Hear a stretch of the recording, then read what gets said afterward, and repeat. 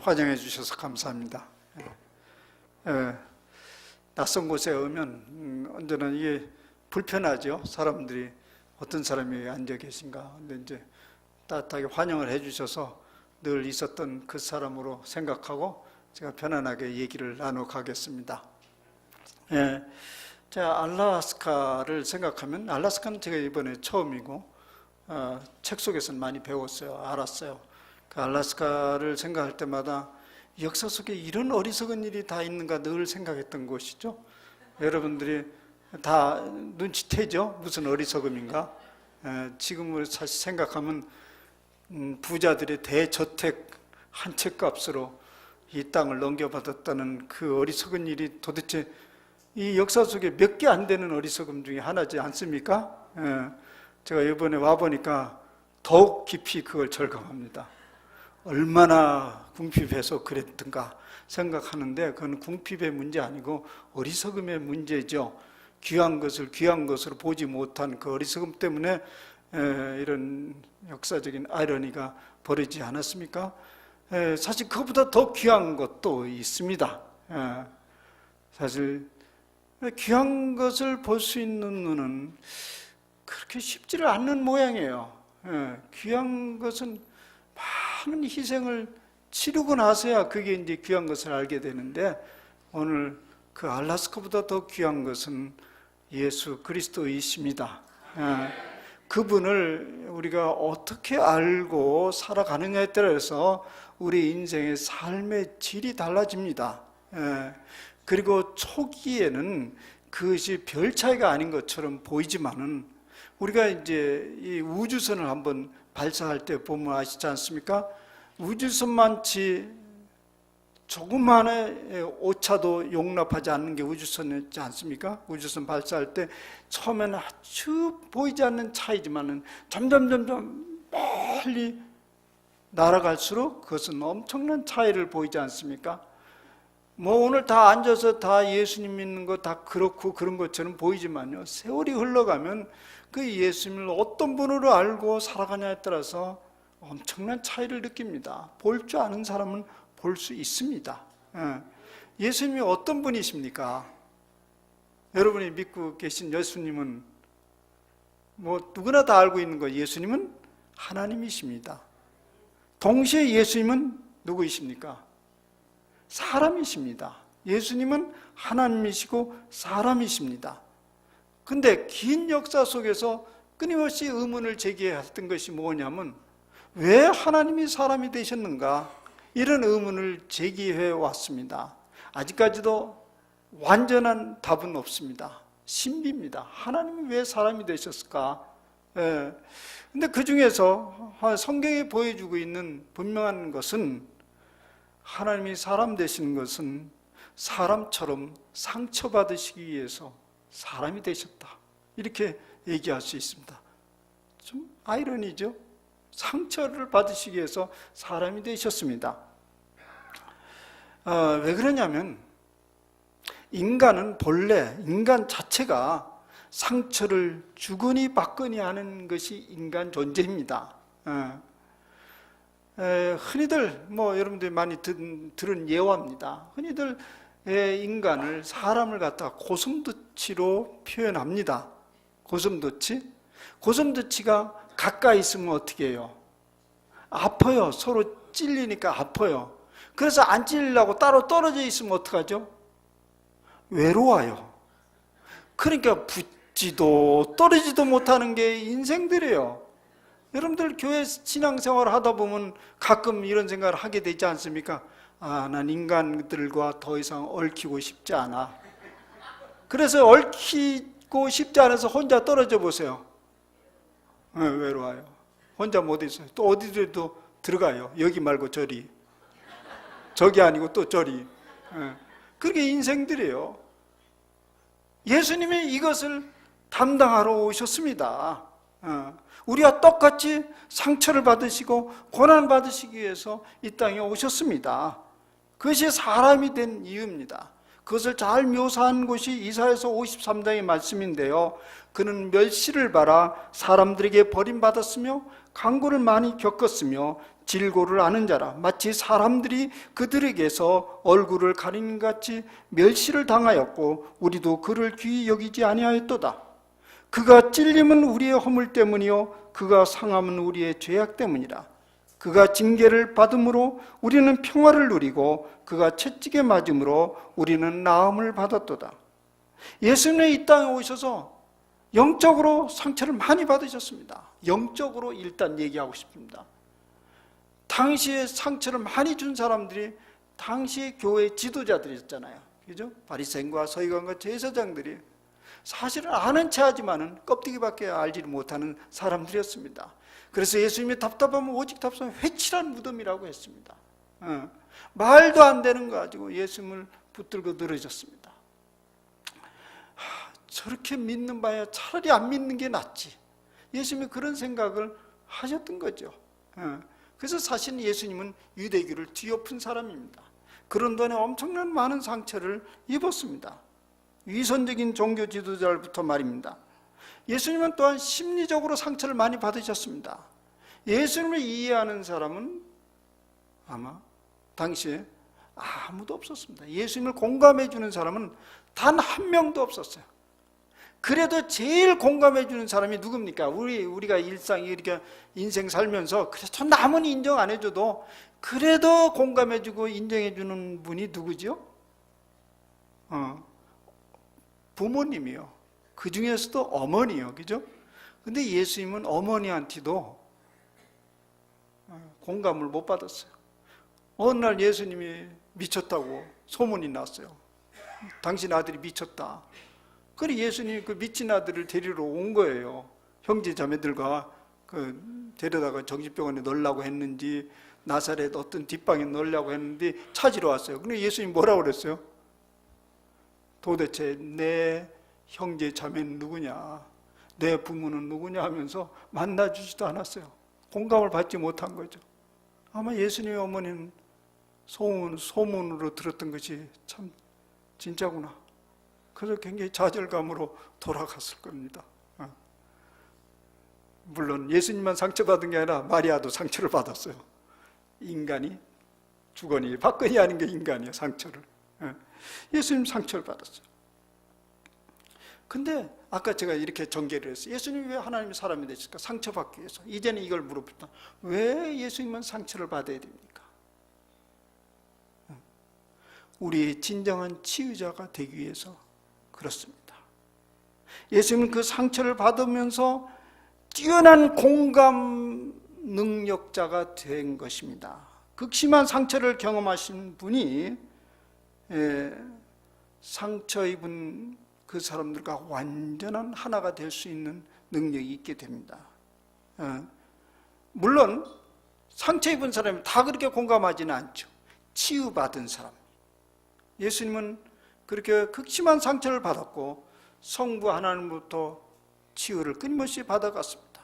예수님의 상처 가운데서도 때때로 성부 하나님부터 너는 내 사랑하는 아들이다 인정을 받았고, 그리고 마지막에 그를 완전하게 영광스럽게 받으시면서 예수님이 완전한 치유자가 된 것입니다. 그래서 영어로 이런 말이 있어요. wounded healer, 상처받은 치유자.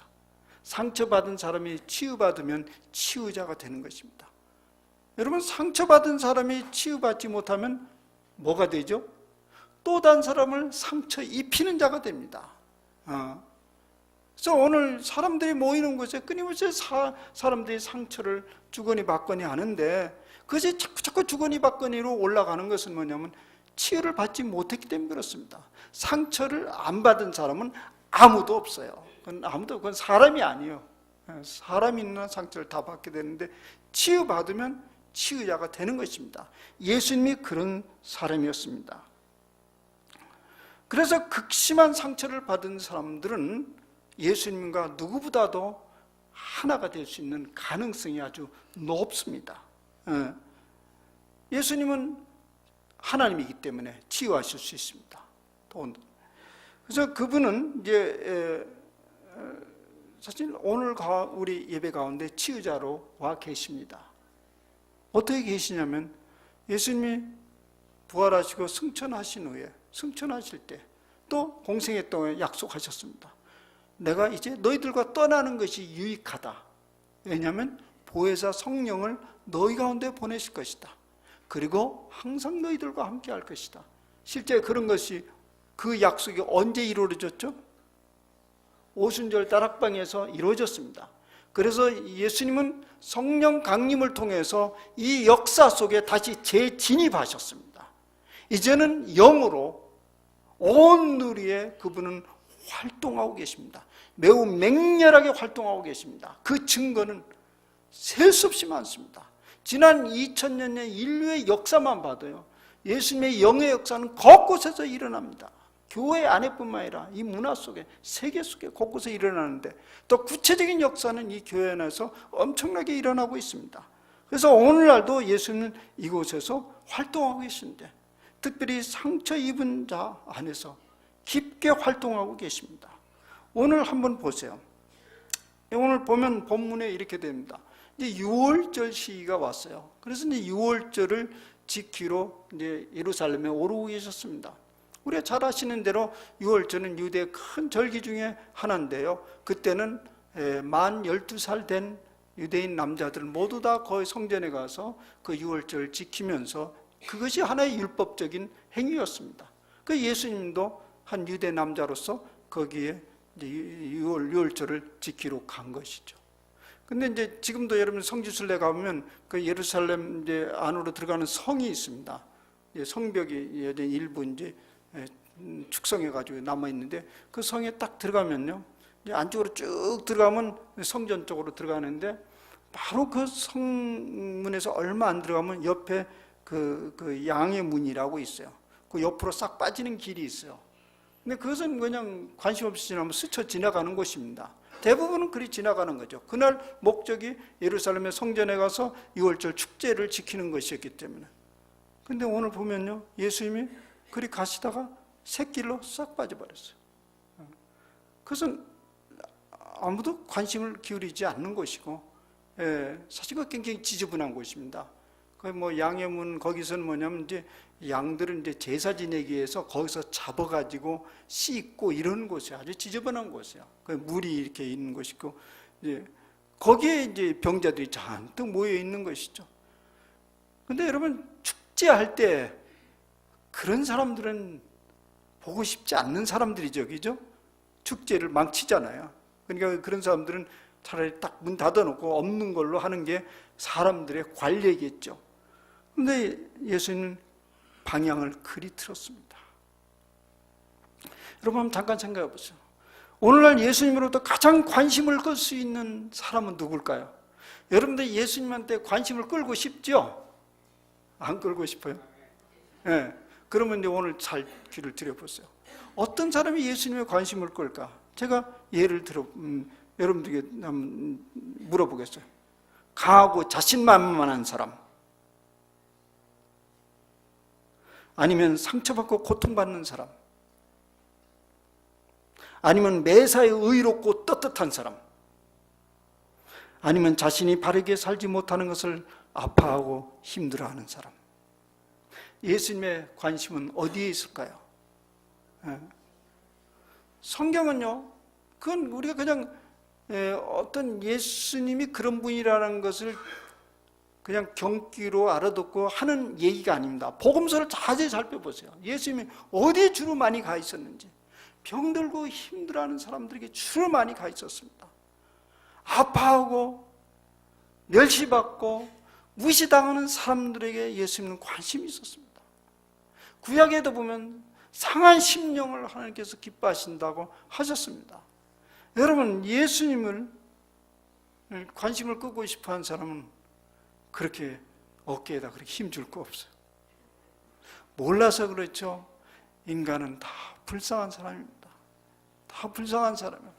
그저 불쌍하니까 밖에 나와서 불쌍하게 안 보이려고 그냥 그럴듯하게 다니는 거지. 예수님의 관심은 병들고 힘들고 떳하지 못하고 늘 바르게 살지 못하는 것을 아파하면서 그렇게 사는 사람에 큰 관심을 끌게 됩니다. 그런 사람이 예수님 만나기에 가장 적합한 조건을 갖춘 사람이라고 할 수 있었습니다. 그래서 예수님은 애써 외면하는 그 사람들에게 발길을 옮겼습니다. 어쩌면 6월절 축제를 오히려 그들은 어둡게 하고 망가뜨리게 하는 주인공들이었을 것입니다. 그런데 그들에게 예수님은 발길을 돌리셨고 그들 모두를 불쌍히 여기면서 한 사람에게 접근해 갑니다. 그 사람이 38년 된 병들어 누워있는 사람. 38년. 그 38년이라는 생각만 해도 끔찍하죠. 그래서 꼼짝도 못하는 38년 동안. 어떻게 38년 동안 질긴 목숨이지 죽지도 않고 그렇게 살았겠는가. 그리고 성경은 그렇게 묘사하고 있습니다. 벌써 오랜 줄 아시고, 예수님께서 벌써 오랜 줄 병든 줄 아시고 그리 옵니다. 예수님의 관심을 표현한 거죠. 여러분, 이 성경은요, 이 예수님의 행하신 일들을 다 샅샅이 기록하지는 않았습니다.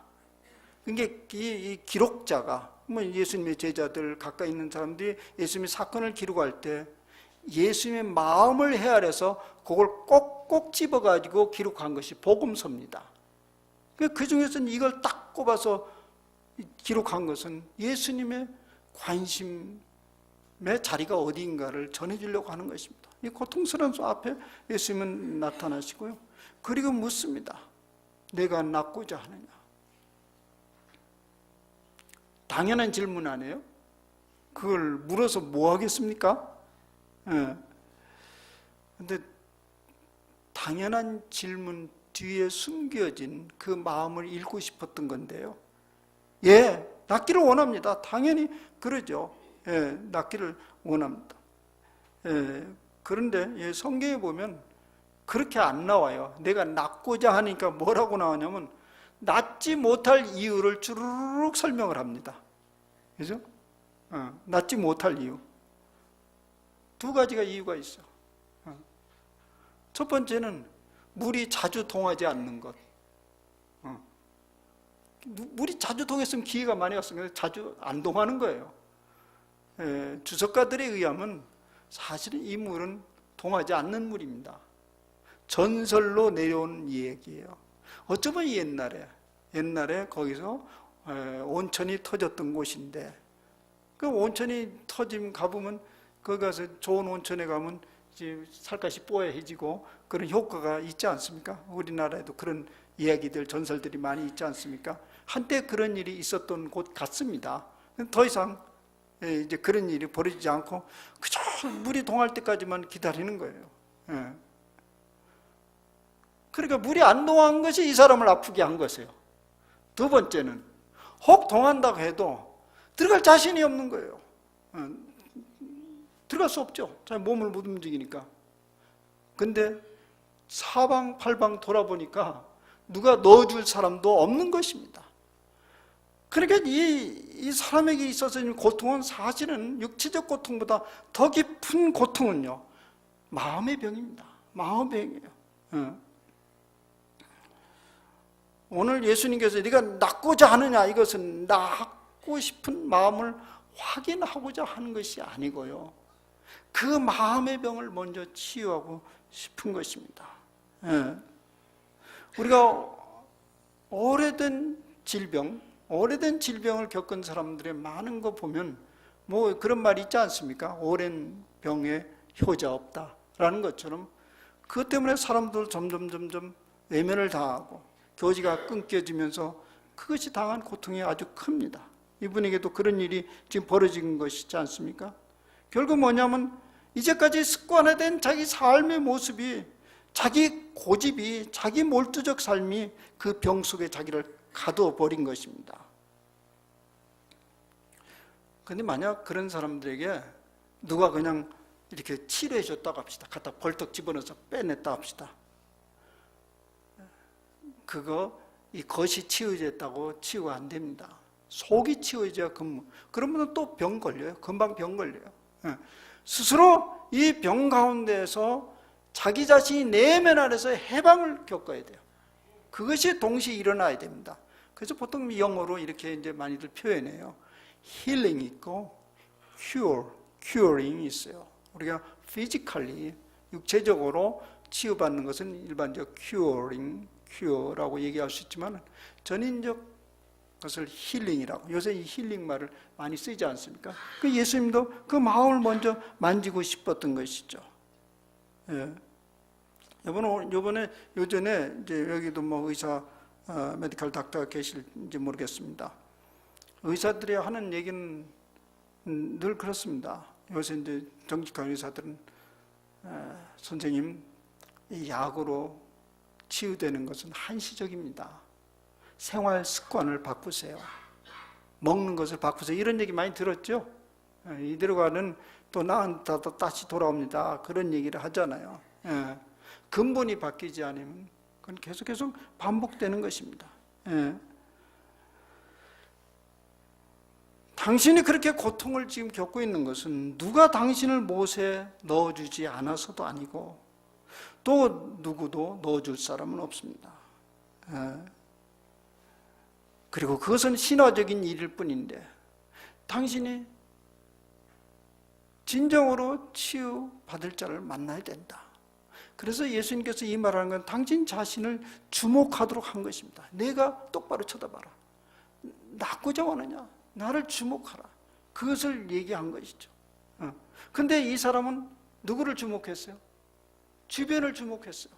사람을 주목하고 환경을 주목하니까 그것은 해결이 안 된다. 나를 똑바로 봐라. 치유받고자 하느냐? 그런 얘기입니다. 여러분, 오늘 장면은 뭐 우리가 이 성경을 갖다 복음이라고 말하지 않습니까? 왜 복음이냐면 이건 옛날 일어났던 어떤 신화적인 한 사건이 아니고요, 장소와 역사적 상황은 좀씩 다르고 정황은 좀씩 다르지만은 이 삶의 유형은 거의 비슷한 거죠. 거의 비슷한 거예요. 우리가 이렇게 이 말씀을 이렇게 비유할 수 있습니다. 여기가 지금 베데스다 연못입니다. 주님이 여기 오셨습니다. 그리고 여러분들은 죄송하지만 병든 사람들입니다. 상처받은 사람들이 쫙 모여져 있는 거예요. 여기서. 한번 가만히 생각해 보세요. 여기 남조라고 예배 온 사람이 있습니까? 홍 목사님은 그럴지 몰라요. 여러분 조라고 온지 몰라요. 다 뭐냐면 자기 은혜 받으려고 왔잖아요. 다 무엇인가 문제 해결을 받고자 왔고요. 무엇인가 여기서 뻥 뚫리기를 바라고 왔거든요. 다들 따지고 보면 우리의 시선이 전부 다 우리 안에 속에 딱 있어요. 옆에 사람이 뭐 하든 나는 상관없다. 오늘 나 치유받고 나 새로워지기를 바란다. 그런 마음이 간절히 있습니다. 그런데 누구한테 도움을 받고자 하는 것입니까?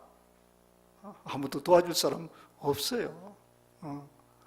종종 이런 소리를 해요. 교회 가면 그 교회는 사랑이 없다 뭐 다 이런 얘기하는데, 사랑받으러 왔는데 사랑이 어디 있겠어요? 다 사랑받으러 왔는데, 다 인정받으러 왔는데 사랑해 줄 사람이 아무도 없어요. 그 생각부터 바꿔야 됩니다. 아셔야 돼요. 아무도 사랑 줄 사람 없어요. 아무도 여러분을 인정해 줄 사람이 없어요. 시선을 들어서 하늘을 바라봐야 됩니다. 이곳에 주목하고 계신 예수님을 바라봐야 됩니다. 예수님이 이곳에 계십니다. 내가 낫고자 하느냐? 나를 바라보거라. 그런 얘기입니다. 쓸데없는데 눈을 돌리지 말고, 물이 동하기를 기대하지 말고, 누가 나타나 주기를 기대하지 말라는 얘기입니다. 누구 때문에 또 상처를 받은 것도 아니야. 그래서 성경에 많은 우리가 상처받고 병든 이유가 여러 가지 있지만, 그래도 잘 근본적인 이유는 뭐 제가 제일 마음에 드는 이유예요. 다 하나님의 영광을 드러내기 위함이고 하나님의 하시는 일을 드러내기 위함입니다. 그리고 우리가 그걸 통해서 하나님과 깊은 관계를 맺게 하기 위해서 하나님 주신 선물이라고 한다면 그건 기회 아니겠습니까? 그럼 고통스러워요. 근데 그것을 선물이라고 받아들인다고 한다면 사실 그 위에 따라오는 하나님의 치유의 역사는 엄청나게 일어날 거라고 봅니다. 제가 이제 오래전에 들은 이야기입니다. 그리고 제가 일부 경험하기도 했고요. 제가 86년도에 미국 땅에 유학으로 왔습니다. 그래서 온 것이 여기서 뭐 비행기 멀지만 지리적으로는 그렇게 가깝게 여겨지는 스포케인이라는 곳에 첫 유학으로 왔어요. 뭐 당시 한국 사람 거의 없었고, 근데 이제 일부 한국 사람이 있었는데 거기에 에어차일드 베이스가 있었어요. 비행장, 한국이 오산하고 연결된. 그래서 거기에 이제 그 미군들과 결혼하신 분들이 주를 이루는 그런 교회가 하나 있었고요. 뭐 저는 그런 분들을 한국에서 한 번도 만나본 적이 없어요. 근데 거기 가서 처음 만났는데 참 힘들었어요. 언어가 달라요. 그분들이 사용하는 언어가 우리 그냥 평민들이 사용하는 언어하고 좀 달라요. 근데 우리의 그게 이제 역사적인 비극이었죠. 엄청나게 가난한 시절을 겪어온 분들이었어. 들여다보면 듣다 보면 그렇게 입이 거칠고 뭐 그러는데 보니까 마음에 엄청난 한이 맺혀 있고 고통이 있어. 뭐 듣다 보면 저절로 눈물이 나요. 그 고통 사람이 그렇게 많았어요. 근데 어떤 한 분이 이제 하여튼 굉장히 가난하게 저 전라도 끝에서 이제 딸 아들 이런 집안에 태어났어요. 가난한 집안에 딸 아들 상상이 갑니까? 그 딸은 없었으면 좋을 뻔하는 인물이에요. 그죠? 그러니까 옛말로 입만 축내는 거예요. 쌀만 축내는 거예요. 그러니까 그냥 초등학교 다닐뚱말뚱 해가지고 뭐 한글도 배우지 않은 상태. 이제 각자 네 밥 네가 바로 먹어라. 그래서 이제 내보내고. 여러분 기억날 거예요. 제 나이 또래 되면 식모라는 거, 지금 현재는 그 말이 없어졌어요. 말 자체가 없는데 옛날에 식모라는 게 있었어요. 식모. 요즘 가정부 뭐 이런데. 근데 그 식모를 무슨 돈 있는 집안에 그 식모를 쓰는 게 아니죠. 자기들도 제대로 못 먹는데 그 아이들을 데리고 제가 어렸을 때 많이 봤어. 그러니까 배가 고파요, 이분이. 일을 하면서도 배가 고파. 소원은 새 떼를 먹는 게 소원이에요. 그러니까 끊임없이 좀 더 나은 곳으로 전전 하는 겁니다. 그래서 저 전라도 끝에부터 시작해서 10살쯤 나와가지고 이 20살 넘은 성인이 될 즈음에는 이제 평택 오산 기지에 도달했습니다. 많은 곳을 전전하면서 거기 오니까 배가 부르기 시작했어. 뭐 아시는 대로 그 배가 부른 일을 쉽게 할 수 있는 그런 일들을 할 수 있었어. 그리고 거기서 흑인 병사를 만나서 결혼해서 미국에 왔습니다. 근데 제가 그 당시에 스포케인에 있을 때 그 병사들은요 참 착한 사람들이었어. 그 거친 여성들을 잘 모시고 살더라고. 아주 살더라고. 참 내가 그때 얼마나 그분들에게 고맙게 여겨졌는지 몰랐어요. 참 고맙다. 한국 남성들은 감당할 수 없는 분들을 여러분들 이렇게 잘 감당해 줘서 참 고맙다. 교회 와서 다 청소도 해주고 그런 분들이었어. 수년 전에 제가 오랜만에 방문했던 일인데 여전히 잘 지금 살고 계시더라고. 근데 이제 이분이 와가지고요, 이제 흑인 병사가 와서 이제 미국에 와가지고 이분의 머리는 오직 한 가지였어요. 고향에 있는 우리 딸한 아들. 그래서 아들을 둘 낳았대요. 아들 둘을 어떻게든지 우리 집안을 일으켜 세워야 된다. 그 당시 집안은 뭐냐면 아들이 성공하는 것입니까? 근데 거기서 일어날 길이 없어요. 그래서 여기서 그동안에 계속 돈 벌어가지고 보내서 전문학교 정도 나오고 미국으로 데려왔습니다. 미국으로 초청해가지고 미국에서 햄버거 가게도 차려주고 이래서 어느 정도 잘 자랐어. 그래서 이분이 너무 보람이 있잖아요. 삶이 이거보다 보람이 어디 있겠어. 예. 그래서 어느 날 이제 이 동생들이 그래도 한인 사회에서 잘 자리 잡고 그래서 한번 가족 파티를 하기로 하고 집으로 초대를 했습니다. 그래서 집에로 오는데 이제 뭐 바베큐 해가지고 이제 그 누나 집으로 다 초대를 했는데 그 형이 아들 둘 중에 형이죠. 그 위가 이제 좀 큰 동생이 먼저 도착했더래요. 근데 딱 도착하자마자 그 동생이 누님 잠깐 좀 보자고 기니 동생 오기 전에 할 말이 있다고. 그래서 무슨 얘기냐 그랬더니 누님 그동안에 참 우리를 위해 희생하고 수고해 줘서 참 감사하다고. 그런데 도리가 아닌 줄 알지만 한마디는 할 수밖에 없다고. 이제는 더 이상 만나지 말자고. 왜냐하면 내가 한인사에서 그래도 한몫하는데 우리 집안에 흑인 병사하고 결혼한 누나가 있다는 것은 제 앞길에 도움이 안 됩니다. 말하자면 희생한 김에 계속 그렇게 희생하다가 더 이상 이제는 이제 만나지 말자고. 그러니까 뭐 하늘이 무너지는 것 같은 기가 막힌 것을 경험하고 아무 말도 못하고 있는데 그 다음 동생이 또 도착했더래요. 그래서 동생이 붙들고 네 형이 이런 얘기를 하더라. 세상에 이럴 수가 있냐 그랬더니 동생도 누님 저도 형과 동감입니다. 그래서 즉시 그분은 동부에 살다가 그냥 아무 통보도 없이 서부로 그냥 이사를 해버렸대요. 그래, 네 소원대로 우리는 끝이다. 얼마나 마음이 고통스럽겠어. 그리고 뭐 어디 의지할 데가 아무 데도 없는 거예요. 어디 가서. 그러니까 이제 교회를 찾아간 거죠.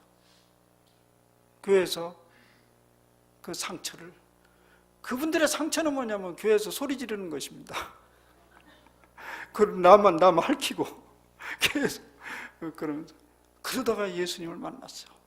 예수님 만났고 뭘 깨달았냐면 그동안에 자기는 동생을 위해서 내가 이렇게 희생을 했는데 이럴 수가 있냐 이런 생각이 주님 만나고 싹 생각이 바뀐 것이죠. 가만히 생각해 보니까 자기가 동생 때문에 산 것입니다. 형 때문에 산 것이 아니고. 왜냐하면 그 험난한 세월을 지나면서 자살하고 싶은 생각이 굉장히 많았대요. 이렇게 삶을 살아서는 희망이 없다고.